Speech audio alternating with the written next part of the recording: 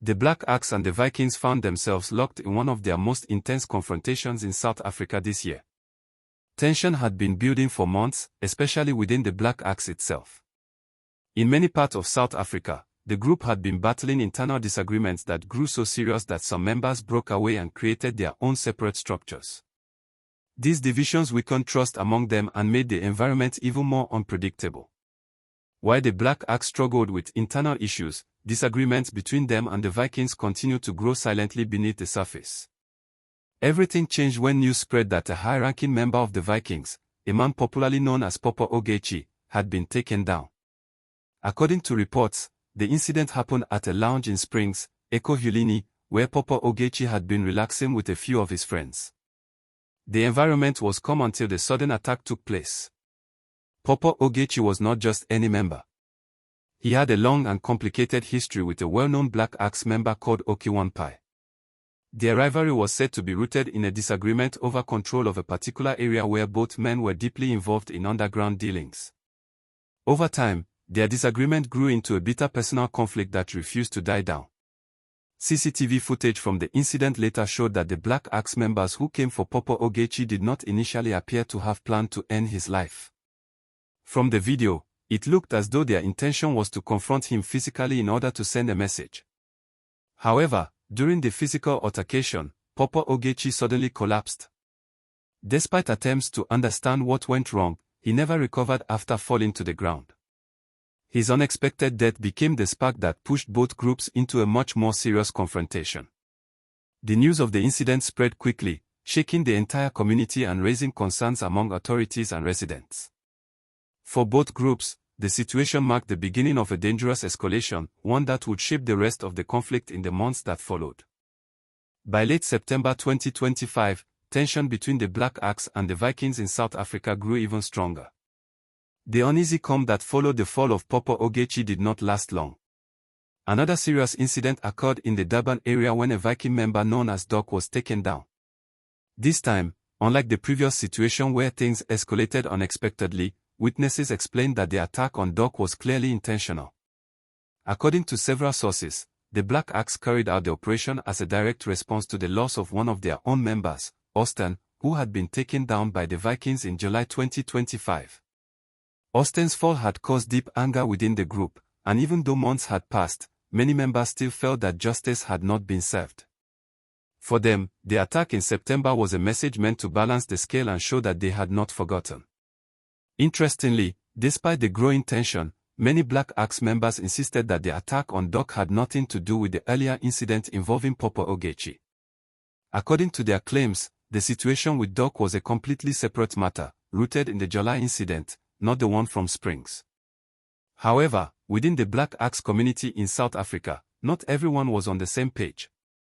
Some members began to openly accuse certain factions within their own group of intentionally trying to create more conflict and bring unnecessary attention to themselves. These individuals complained that while some members were living peacefully and focused on their daily activities, other factions were allegedly stirring trouble and trying to force a confraternity crisis across the country. This internal distrust added another layer of confusion, making the environment even more unstable. Then came October 10th, a day that marked another major turning point. The Viking hit squad, already angered by recent developments, finally reached their limit. They believed they had suffered too many losses, and they decided it was time to take action. Moving through the streets of Ekurhuleni, the Vikings set out on a mission to avenge their fallen members. Their first target was a man popularly known as Eiye Ekurhuleni, a nickname that many people translated to mean King of Ekurhuleni. Eiye was not a member of the Black Axe, yet he was placed at the top of the Vikings list.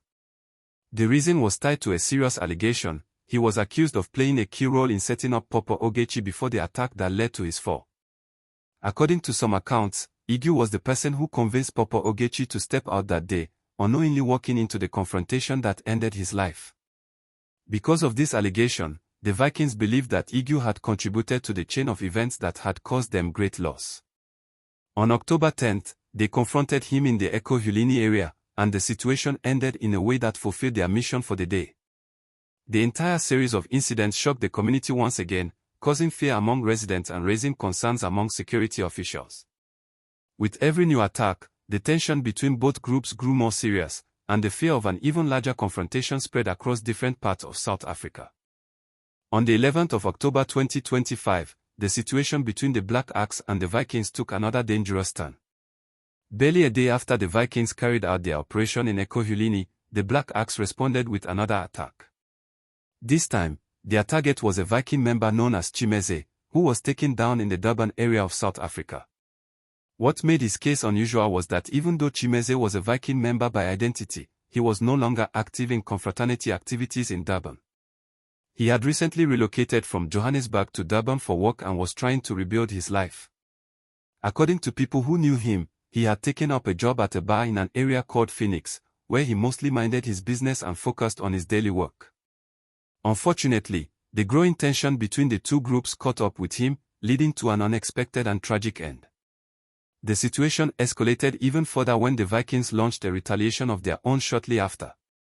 Their next target was a young Black Axe member known as Water. Reports described Water as someone who had only recently joined the Black Axe before the attack on him. Despite being new in the group, he had already become associated with a major complaint from the Vikings. According to the Vikings' claims, Water's home was the very location where the Black Axe members allegedly gathered, discussed, and planned the attack that led to the fall of Papa Ogechi. This claim made Water a major target in the eyes of the Vikings, who believed he played a role in the incident, even if indirectly. The Vikings argued that because the police in South Africa were taking too long with their investigations, they had no choice but to go after the people they believed were responsible. They openly stated that, if necessary, they would continue identifying everyone connected to Papa Ogechi's death and deal with them one by one. This declaration added more fear to an already fragile environment. Shortly after the attack on Water, conflicting reports began to spread. Members of the Black Axe insisted publicly that Water survived the assault and was receiving treatment in a hospital. They claimed that even though he was injured, he was still alive and fighting to recover. However, the Vikings disputed this statement strongly. They maintained that Water did not survive and accused the Black Axe of refusing to accept their losses. The debate about whether Water was alive or not continued for days, with both sides giving different accounts. What everyone agreed on, however, was that Water had been a very wealthy man even before joining the Black Axe. People who knew him said he lived comfortably, had businesses, and was doing well financially long before becoming involved with the group. The events of October 11 added fuel to a conflict that was already spreading across South Africa. Residents in many communities were left in fear, unsure of how far the situation would go and hoping for a resolution before things spiraled completely out of control.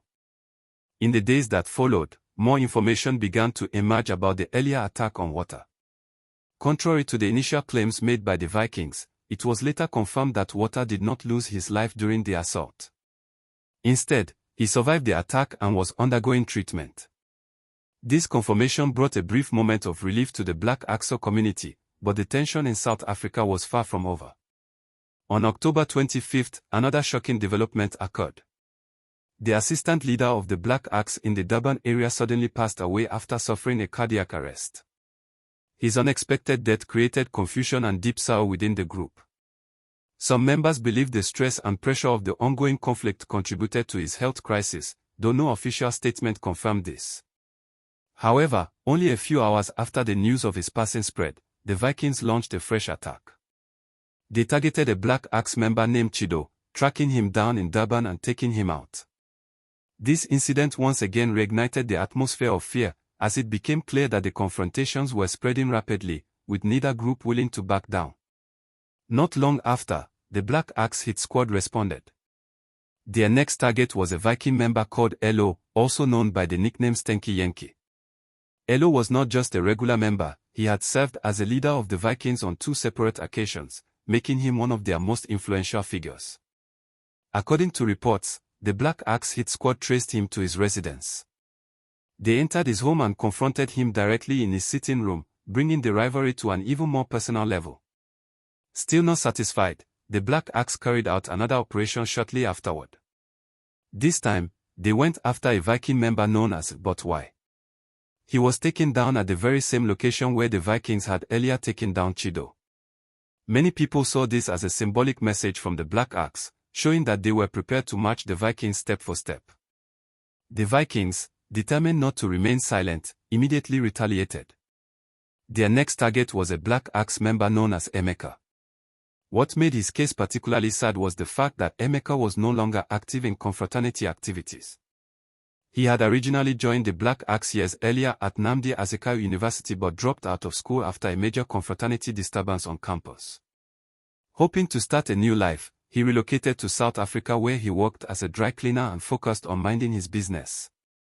It remained a complete mystery how the Vikings discovered that he had once been a member.